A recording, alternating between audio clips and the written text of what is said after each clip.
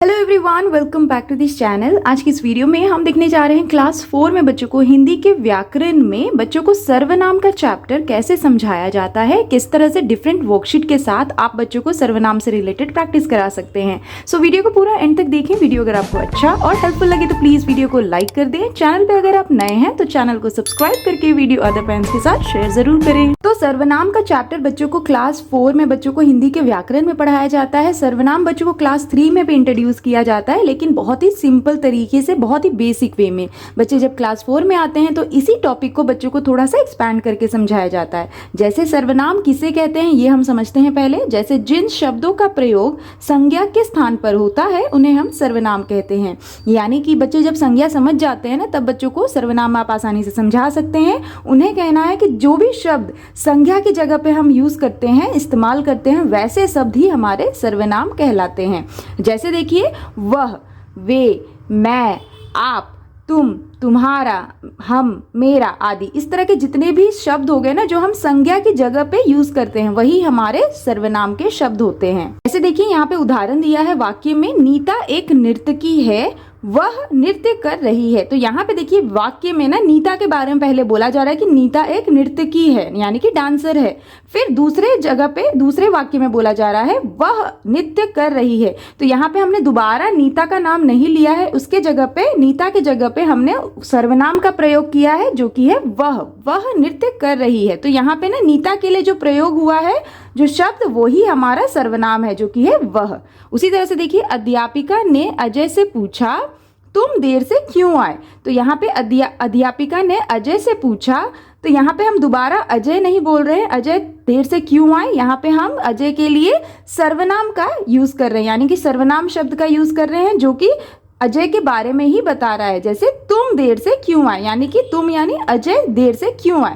तो इस तरह से ना बच्चों को आपको बताना है कि सर्वनाम वो शब्द होते हैं जो संज्ञा की जगह पे इस्तेमाल किए जाते हैं। अब यहाँ पे बच्चों को बताना है, ध्यान दीजिए, वचन के कारण सर्वनाम शब्दों के रूप में परिवर्तन आता है। तो बच्चों को आपको बताना है कि आपको याद रखना है कि वचन के कारण सर्वनाम शब्दों के रूप में ना चेंजेस आ जाता है। जैसे देखिए, एक वचन और बहुवचन। तो एक वचन सर्वनाम में अगर हम मैं बोलेंगे ना, यानी जब हम किसी एक इंसान के लिए बात करते हैं या अपने लिए बात करते हैं तो आप मैं सर्वनाम का यूज कर सकते हैं। लेकिन आप अपने साथ किसी और के लिए बात करें, यानी एक से ज्यादा लोग हो गए, तो वहां पे हम बहुवचन शब्द यूज करेंगे सर्वनाम का, जो कि हो जाएगा हम। यानी कि मैं एक वचन है और हम बहुवचन सर्वनाम शब्द है। उसी तरह से मेरा, हमारा, तो मुझे, हमें, उसका, उनका, इसने, इन्होंने। उसी तरह से देखिए, तू हम किसी एक इंसान के लिए बोलते हैं, लेकिन अगर एक से ज्यादा लोग होंगे यानी कि बहुवचन शब्द हो जाएगा, उसमें हम सर्वनाम यूज करेंगे तुम, तेरा, तुम्हारा, यह, ये, तुझे, तुम्हें, वह, वे। तो ये सारी चीजें बच्चों को समझाई जाती है कि वचन के कारण सर्वनाम के शब्दों के रूप में चेंजेस आ जाता है, जो बच्चों को याद रखना है कि एक वचन सर्वनाम और बहुवचन सर्वनाम में कौन कौन से चेंज आते हैं और उन्हें हम कैसे बोलते हैं। यहाँ पे बच्चों को एक और बात याद रखना है कि लिंग के आधार पर सर्वनाम के रूप में कोई परिवर्तन नहीं आता है। तो अगर लिंग होता है ना, यानी कि स्त्रीलिंग या पुल्लिंग, ऐसे कोई शब्द होंगे ना, उसके लिए हम एक ही सर्वनाम का यूज करेंगे। जैसे अगर लड़का और लड़की के बारे में बात हो रही है ना, तो उसके लिए हम एक ही सर्वनाम का यूज करेंगे, उसमें कोई चेंज नहीं आएगा। तो यहाँ पे याद रखना है कि अगर कोई भी लिंग होगा, चाहे वो स्त्रीलिंग हो या पुल्लिंग हो, तो उसके लिए हम एक ही सर्वनाम के रूप का यूज करते हैं, उसमें कोई चेंजेस नहीं आता है। अब देखिए, नेक्स्ट बच्चों को बताया जाता है सर्वनाम का प्रयोग। अब सर्वनाम का भी प्रयोग ना हम अलग अलग तरीके से करते हैं। कैसे? जैसे देखिए, बोलने वाले के लिए अगर आप अपने बारे में बात कर रहे हैं, अपने लिए बात कर रहे हैं, तो उस समय आप कौन कौन से सर्वनाम यूज करते हैं। जैसे देखिए, मैं, मेरा, मुझे, हम, हमारा। तो जब आप अपने लिए बात कर रहे हैं तो उस जगह पे आप जो सर्वनाम यूज करेंगे वो ये सारे होंगे। और इससे रिलेटेड हम एग्जांपल देखते हैं। जैसे मैं पत्र लिख रहा हूं, तो यहाँ पे अगर हम किसी का नाम बोलते हैं, जैसे अजय, अजय पत्र लिख रहा है, तो अजय ऐसे बोल सकता है मैं पत्र लिख रहा हूं, यानी कि अजय के लिए हमने जो सर्वनाम यूज किया है वो है मैं। उसी तरह से देखिए, मुझे एक पुस्तक चाहिए, तो यहाँ पे आप अपने लिए बोल रहे हैं ना, इसीलिए आपने मुझे सर्वनाम का प्रयोग किया है, मुझे एक पुस्तक चाहिए, इस तरह से। उसी के साथ देखिए, नेक्स्ट है सुनने वाले के लिए, यानी कि अगर आपको कोई सुन रहा है, यानी कोई दूसरे इंसान के लिए आप कौन कौन से सर्वनाम का प्रयोग करेंगे।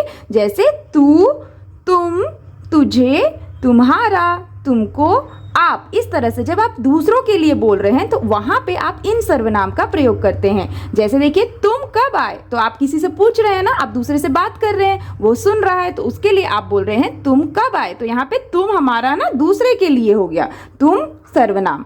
उसी तरह से तुम्हारा नाम क्या है, अब यहाँ पे आप किसी से पूछ रहे हैं, यानी दूसरे इंसान से पूछ रहे हैं, इसीलिए हमने यहाँ पे तुम्हारा का प्रयोग किया है, तुम्हारा नाम क्या है, इस तरह से। तो आपको बच्चों को बताना है सुनने वाले के लिए या फिर दूसरों के लिए आप इन सर्वनाम का प्रयोग करते हैं। अब नेक्स्ट है अन्य या तीसरे के लिए, यानी कि अगर आप किसी तीसरे इंसान के बारे में बात कर रहे हैं, यानी आप और आपका मित्र खड़ा है और आप किसी और के लिए बात कर रहे हैं, तो उसके जगह पे आप इन सर्वनाम का प्रयोग करते हैं। जैसे वे, वह, उसे, उन्होंने, उनका, इसने, उन्हें, इन्होंने आदि। तो ये सारे सर्वनाम का आप इस्तेमाल कर सकते हैं अगर आप किसी अन्य इंसान के बारे में बात कर रहे हैं। उदाहरण के लिए देखिए, वह बाजार जा रहा है, तो यहाँ पे हम किसी अन्य पर्सन के लिए जिसको हम नहीं जानते, तो उसके लिए हम बोल सकते हैं वह बाजार जा रहा है। उसी तरह से उन्होंने खाना खा लिया, तो यहाँ पे हम एक से ज्यादा लोग के बारे में बात कर रहे हैं, इसीलिए यहाँ पे उन्होंने बोला है। तो उन्होंने खाना खा लिया, उन्होंने हमारा सर्वनाम शब्द हो गया, बहुवचन रूप है। तो इस तरह से ना बच्चों को आपको समझाना है कि जो सर्वनाम का प्रयोग होता है उसमें अपने लिए, दूसरों के लिए और अन्य लोगों के लिए आप अलग अलग सर्वनाम का प्रयोग करते हैं, और इस तरह से बच्चों को आप एग्जाम्पल्स के थ्रू समझा सकते हैं। एक बार बच्चों को जब आप सर्वनाम के बारे में समझा दें तो आप इस तरह से वर्कशीट के साथ उनकी प्रैक्टिस करा सकते हैं। जैसे देखिए, यहाँ पे पहला वर्कशीट है, दिए गए शब्दों में से सर्वनाम शब्दों को पहचान कर गोला करें। अब यहाँ पे कई सारे शब्द दिए गए हैं, इसमें से बच्चों को जो भी सर्वनाम के शब्द है ना उन्हें पहचानना है और गोला करना है। जैसे देखिए, यहाँ पे पहला शब्द है चंदा, तो चंदा एक नाम है, किसी का नाम कह सकते हैं, तो ये तो सर्वनाम का शब्द नहीं होगा। उसी तरह से नेक्स्ट देखिए, हमारा। अब यहाँ पे हमारा हम किसी के लिए प्रयोग करते हैं ना, तो ये हमारा सर्वनाम का शब्द हो गया। मेरा, मेरा भी क्या है, सर्वनाम का शब्द है। पुस्तक, पुस्तक सर्वनाम नहीं है। उन्हें, उन्हें एक सर्वनाम शब्द है। नेक्स्ट वह, ये भी सर्वनाम का शब्द है। आए, आए सर्वनाम शब्द नहीं है, ये संज्ञा है। नेक्स्ट देखिए, तुमने, तुमने भी सर्वनाम शब्द है, गोला करेंगे। उसका, उसका भी सर्वनाम का शब्द है। फूल सर्वनाम नहीं है। विद्यालय सर्वनाम नहीं है। किधर सर्वनाम नहीं है। तुम क्या है, सर्वनाम शब्द है, गोला कर देंगे। उसको, ये भी सर्वनाम का शब्द है, गोला करेंगे। और दिल्ली, यह सर्वनाम का शब्द नहीं है। तो इस तरह से जब बच्चों को आप कई सारे सर्वनाम के शब्द पढ़ा देना, तो आप इस तरह से उन्हें समझाने के लिए आप इस तरह की वर्कशीट से उन्हें प्रैक्टिस करा सकते हैं। Now here is the next worksheet, खाली स्थानों में सही सर्वनाम भरकर वाक्यों को पूरा करें। अब यहाँ पे ना बच्चों को वाक्य दिए गए हैं जिसमें रिक्त स्थान दिया गया है, जिसमें बच्चों को वाक्य के अनुसार दिए गए हिंट बॉक्स में से सही सर्वनाम को भरना है और वाक्य को पूरा करना है। जैसे देखिए, पहला यहाँ पे वाक्य है, रोहन के पास डैश कुत्ता खड़ा है, तो यहाँ पे हिंट बॉक्स में दिया है जिसे या उसका। तो यहाँ पे हम क्या बोलेंगे, कौन सा सर्वनाम आएगा जिससे कि एक उचित वाक्य बनेगा। जैसे रोहन के पास उसका, उसका है ना, रोहन का कुत्ता है, इसलिए हम बोलेंगे उसका, उसका कुत्ता खड़ा है, हम यहाँ लिखेंगे। नेक्स्ट देखिए, डैश एक पेंसिल चाहिए, तो हम क्या कहेंगे, मुझे या मेरा। तो हमें कहना है मुझे एक पेंसिल चाहिए, आपको चाहिए, तो इसके लिए आप मुझे का इस्तेमाल करेंगे। इस तरह से, मुझे एक पेंसिल चाहिए।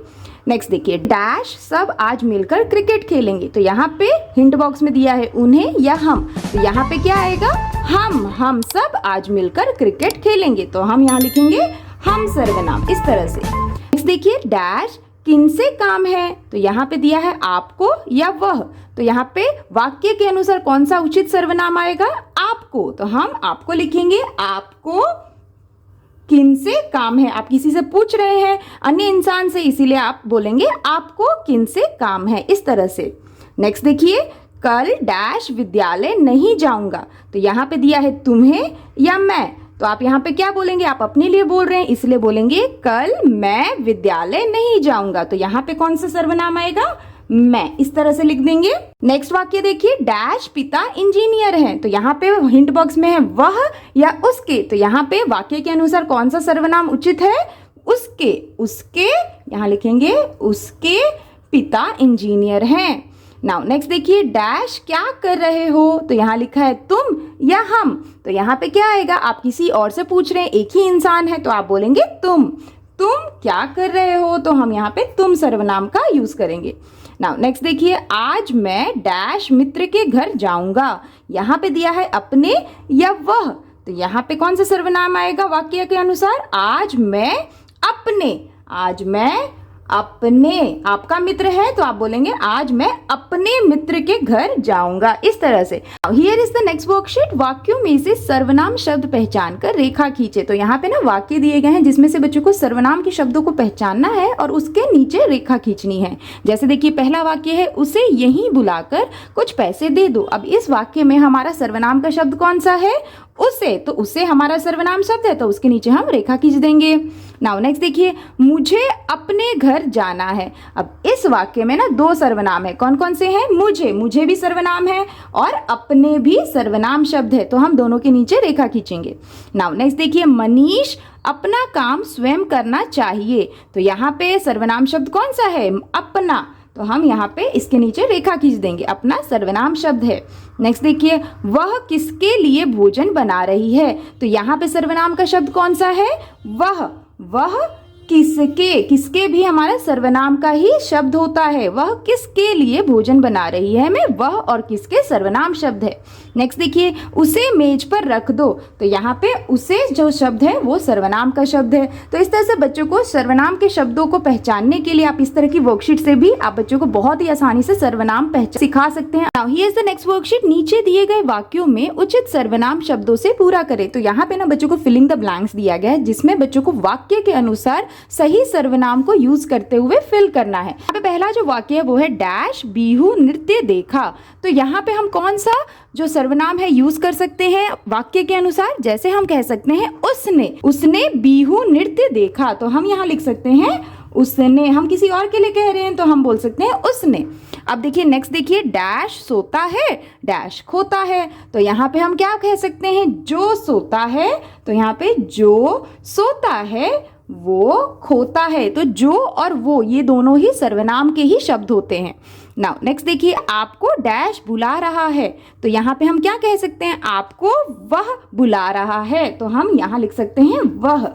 नेक्स्ट देखिए, माँ डैश हमें पढ़ाइए। यहाँ पे हम क्या लिख सकते हैं? कौन सा सर्वनाम वाक्य के अनुसार? जैसे हम कहेंगे माँ आप, हम कहेंगे माँ आप हमें पढ़ाइए। यहाँ पे माँ के लिए हम आप का प्रयोग कर रहे हैं, आप सर्वनाम का।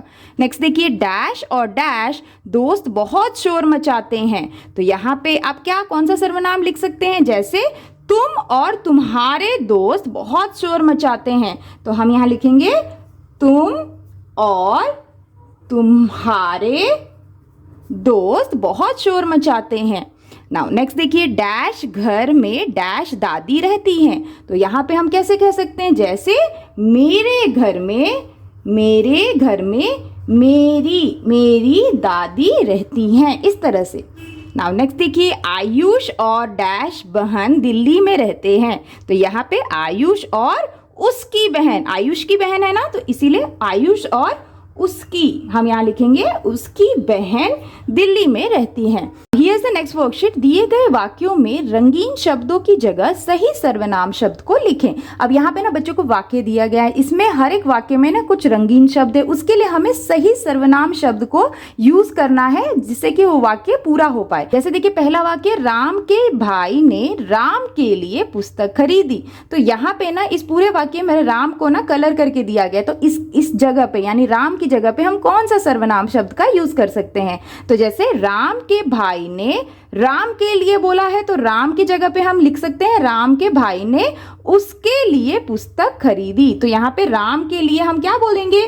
उसके, तो हम लिखेंगे उसके लिए पुस्तक खरीदी। तो आप चाहें तो इसे पूरा वाक्य दोबारा लिखने के लिए बच्चों को कह सकते हैं। नाउ नेक्स्ट देखिए, पिताजी क्या कर रहे हैं। इस वाक्य में पिताजी जो है ना ये रंगीन शब्द है, तो इसके जगह पे हमें सर्वनाम शब्द का प्रयोग करना है। तो हम कैसे कहेंगे? पिताजी आप क्या कर रहे हैं। तो यहाँ पे हम आप सर्वनाम का प्रयोग करेंगे।